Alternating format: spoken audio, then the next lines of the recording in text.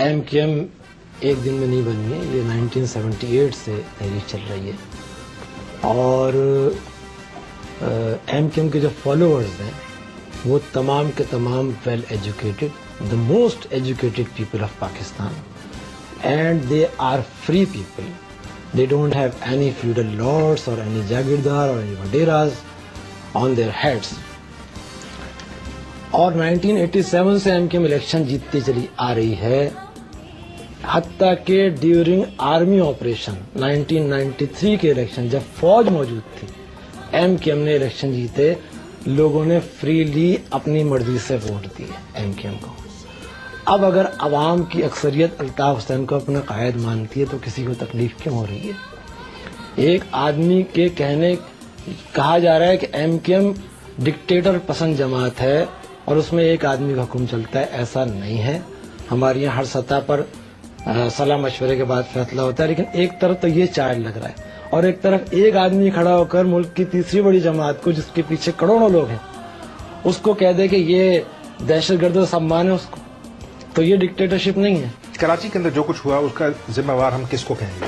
کراچی کے اندر جو حکومت ہے وہ ایم کیو ایم کی حکومت ہے. بے شک ایم کیو ایم کی حکومت نہیں ہے اکیلی، بلکہ ایک کولیشن گورنمنٹ ہے وہاں پر، جس میں قاف لیگ کے وزیر اعلیٰ ہیں، ایم کیو ایم بھی اس میں شامل ہے.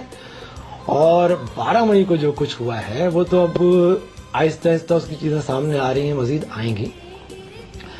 دیکھیں، ملک کی واحد جماعت ہے ایم کیو ایم جو مڈل کلاس سے نکلی ہے، اور ایم کیو ایم نے پریکٹیکلی مڈل کلاس پیپل کو اسمبلیوں میں بھیجا ہے. پاکستان میں کوئی جماعت نہیں ہے، آپ دکھا دیں، جس نے کہ اتنی بڑی تعداد میں فیوڈرز کا جو ایک شکنجہ تھا پاکستان میں، اس کو توڑا ہے، بریک کیا ہے.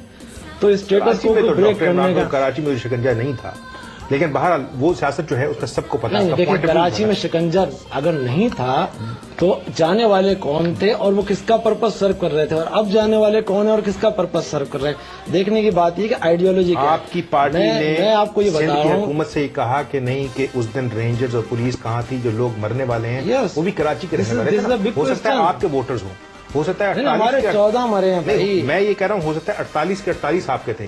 آپ نے یہ کہا کہ ان کے مرنے والوں کو ڈھونڈا جائے، کس نے ان کو مارا ہے؟ بالکل بالکل بالکل کہا ہے. انکوائری بھی ہو رہی ہے، پولیس گورنمنٹ کی اپنی انکوائری ہو رہی ہے، سندھ ہائی کورٹ نے ایک لیا ہوا ہے. میں اپنی بات کمپلیٹ کر لوں. دیکھیں، یہ سارے کانسپیریسی پہلے سے تیار تھی، اور اسٹیٹس کو کے جو لمبردار ہیں پاکستان میں، جو ایلیٹ کلاس کے ہیں، جو فیوڈل کلاس کے ہیں، ان کے رکھوالے اور سسٹم کے پارٹ اینڈ پارٹس ہیں، ان کو بالکل پسند نہیں ہے کہ ایم کیو ایم پنجاب میں پھیلے، ایم کیو ایم ملک بھر میں پھیلے.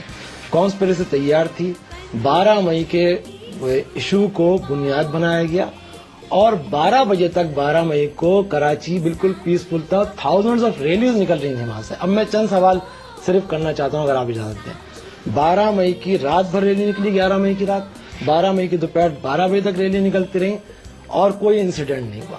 جیسے ہی طیارہ لینڈ کیا ہے، سوئچ آن کی پالیسی آئی ہے اور ایم کیو ایم کی ریلی پر فائرنگ شروع کی گئی، گرو مندر پر، جس کی سی ڈی موجود ہے، ویڈیو موجود ہے. دوسرا سوال میرا یہ ہے کہ اگر ایم کیو ایم کا یہ پلان ہوتا تو ایم کیو ایم اپنے گھر کے خواتین بچوں کو لے کر ریلی میں نہیں جاتی. میرے گھر کی خواتین شریک تھیں، میرے گھر کی بچے شریک تھے ریلی کے اندر. میں کیسے کر سکتا ہوں؟ تیسرا سوال میرا یہ ہے کہ ان سب نے، جتنے بھی اپوزیشن لیڈر ہیں، ان سب نے اعلان کیا تھا کہ ہم 12 مئی کو چیف جسٹس کا استقبال کرنے پہنچیں گے. یہ 12 مئی کو کہاں غائب تھے، کیوں نہیں؟